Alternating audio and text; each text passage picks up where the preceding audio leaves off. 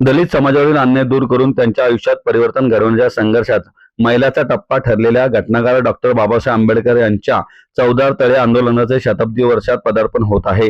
या निमित्ताने रिपब्लिकन पक्षाच्या वतीनं वर्षभर विविध कार्यक्रमांचं आयोजन केले जाणार आहे। याबाबतची माहिती केंद्रीय सामाजिक न्याय मंत्री व पक्षाचे राष्ट्रीय अध्यक्ष रामदास आठवले यांनी पत्रकार परिषदेत दिली। रिपब्लिकन पक्षाची राज्य कार्यकारिणी व प्रमुख नेत्यांची बैठक पुण्यात पार पडली। या बैठकीला राजाभाऊ सरोदे अध्यक्ष महाराष्ट्र राज्य, अविनाश महातेकर प्रदेश सरचिटणीस, गौतम सोनवणे सरचिटणीस महाराष्ट्र राज्य, बाबूराव कदम प्रदेश कार्याध्यक्ष, आशाताई लांडगे राष्ट्रीय सरचिटणीस, बाळासाहेब जानराव, परशुराम वाडेकर, संजय सोनवणे आदी मान्यवर उपस्थित होते। या बैठकीत प्रामुख्याने चौदार तळे आंदोलन शताब्दी वर्षानिमित्त आयोजित केल्या जाणाऱ्या कार्यक्रमांच्या स्वरूपाबाबत चर्चा करण्यात आली। या शताब्दी वर्षानिमित्त राज्यव्यापी समता परिवर्तन यात्रेचे आयोजन केले जाणार असून तिचा प्रारंभ 14 ऑक्टोबर या धम्मचक्र परिवर्तन दिनी डॉक्टर बाबासाहेब आंबेडकर यांच्या मातोश्री भीमाई यांचे स्मारक असलेल्या सातारा येथून केले जाणार आहे। तर महात्मा ज्योतिबा फुले यांचे जन्मदिवस शताब्दी वर्षाचे औचित्य साधून समारोप पुणे येथे 10 नोव्हेंबर रोजी करण्यात येणार आहे, अशी माहिती आठवले यांनी दिली। आज पुण्यामध्ये रिपब्लिकन पार्टी ऑफ इंडियाच्या काही प्रमुख निवडक कार्यकर्त्यांची एक बैठक आज ठेवण्यात आली होती आणि त्या बैठकीमध्ये मेन विषय होता तो बाबासाहेब आंबेडकरांनी 19-20 मार्च 1927 ला महाड मधल्या चौदार तळ्याचा सत्याग्रह केला होता। त्याला 99 वर्षे पूर्ण होऊन 100व्या वर्षामध्ये पदार्पण केलेलं आहे आणि बाबासाहेब आंबेडकरांना चौदार तळ्याचा सत्याग्रह यासाठी काय करावा लागला होता की बाबासाहेब आणि त्यांचा समाज हिंदू असून सुद्धा त्यांना गावाच्या पाणवठ्यावर पाणी पिण्याची संधी नव्हती। त्यांना पाणी प्यायला मिळत नव्हतं असं नाही, पण ही हक्काची लढाई होती। आम्हाला सुद्धा आमचा हक्क मिळाला पाहिजे, आम्हाला सुद्धा आमचा अधिकार मिळाला पाहिजे, आमचा अपमान होता कामा नये। म्हणून बाबासाहेब आंबेडकरांनी चौदार तळ्याचा सत्याग्रह केला होता। त्या सत्याग्रहाच्या नंतर आज नल से जल ही नरेंद्र मोदींची स्कीम आहे। त्यानंतर अनेक दलित वस्त्यांमध्ये नळाच्या द्वारे पाणी पोचलेलं आहे। खेड्यापाड्यामध्ये सुद्धा या विषयावर तसा तेवढा वाद नाही। त्यामुळे 100 वर्षानंतर मोठी प्रगती झालेली आहे।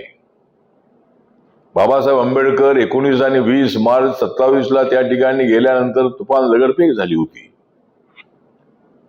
पण गेल्या 25-30 वर्षामध्ये मी सातत्यानं त्या ठिकाणी जातो, माझ्या अंगावर कुणी दगड मारलेला नाही।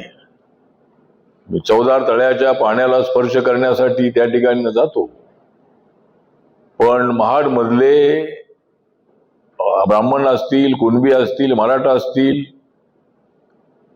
सर्व समाजाचे लोक त्या ठिकाणी आमचं स्वागत करण्यासाठी येतात। त्यामुळे हा 100 वर्षानंतर झालेला हा बराचसा बदल आहे।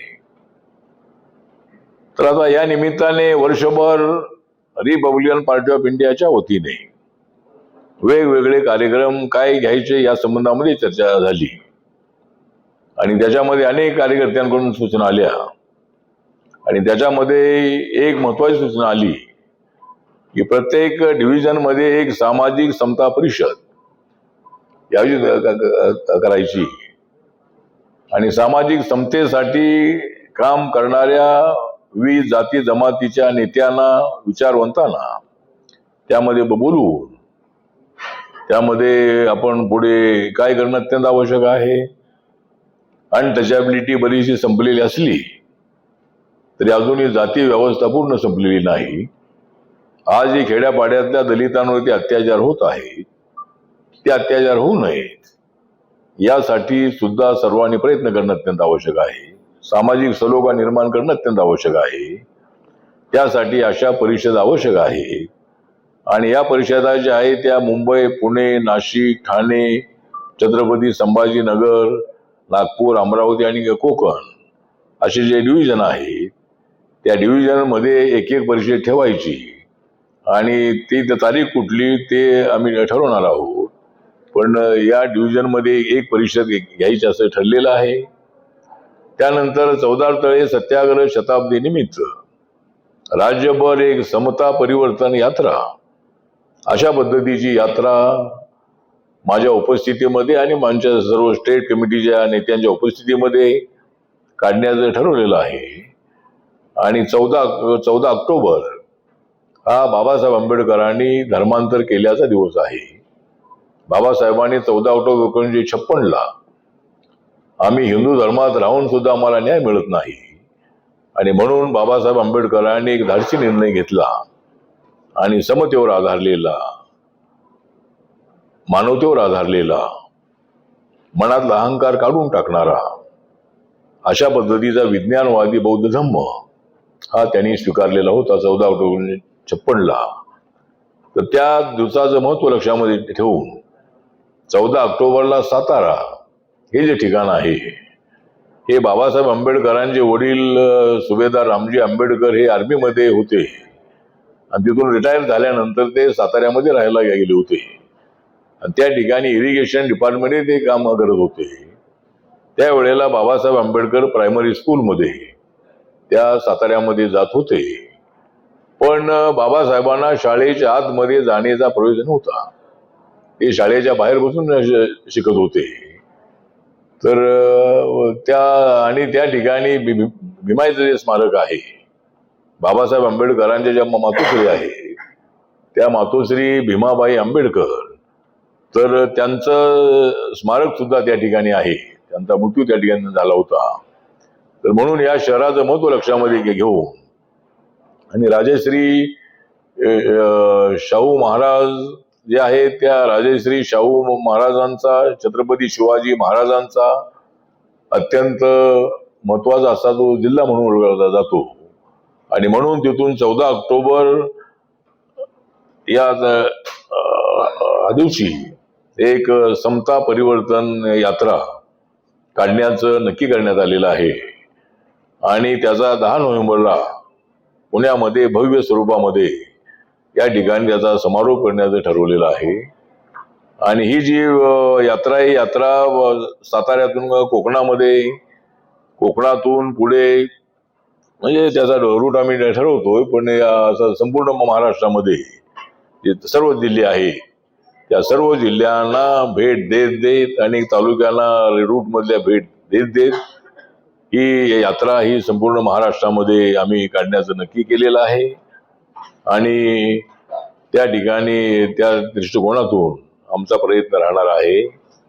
त्यानंतर 15 ऑक्टोबरला आम्ही कोल्हापूर या ठिकाणी या 14 तळे सत्याग्रह शताब्दीच्या निमित्ताने एक बौद्ध धम्म परिषद जी आहे ती आयोजित केलेली आहे आणि ती परिषद सुद्धा आम्ही त्या ठिकाणी करणार आहोत. तर अशा पद्धतीनं आजच्या या बैठकीमध्ये हा कार्यक्रम ठरवण्यात आलेला आहे. त्यानंतर हे ठरवण्यात आलेलं आहे की एक विचारवंतांचं एक साहित्य संमेलन जे आहे ते साहित्य संमेलन घ्यायचं आणि या 100 वर्षांमध्ये किती प्रगती झालेली आहे, अजून आपल्याला काय त्यामध्ये बदल करणं आवश्यक आहे, समाजाला अजून पुढे घेऊन जाण्यासाठी किंवा दलित सवर्णांमध्ये ऐक्य निर्माण करण्यासाठी काय काय आपल्याला करणं आवश्यक आहे. तर या सगळ्या बाबींचा विचार करण्यासाठी एक साहित्य संमेलन सुद्धा एक ठेवण्याचं हे ठरवण्यात आलेलं आहे. त्याचबरोबर एक महिलांची परिषद जी आहे, महिला समता परिषद अशा पद्धतीची परिषद घेण्याचं ठरवलेलं आहे. त्यानंतर शायरांच्या स्पर्धा घेण्याचंही नक्की करण्यात आलेलं आहे. त्याचबरोबर क्रीडा स्पर्धा ज्या आहे त्याच्यामध्ये क्रिकेट आहे, फुटबॉल आहे, व्हॉलीबॉल आहे, कबड्डी आहे, कुस्ती आहे, अजून काही जे इतर जे गेम्स आहे तर ते त्यासाठी सुद्धा हे ठरवलेलं आहे. आणि त्याचा बाबासाहेब आंबेडकरांच्या नावाने जसं आता जर कुस्ती असेल तर जशी महाराष्ट्र केसरी आहे अशा पद्धतीची बाबासाहेब आंबेडकर जे काय म्हणतात केसरी बाबासाहेबांच्या नावाने हे जे सगळे अवॉर्ड आपल्याला देण्याचं नक्की करण्यात आलेलं आहे.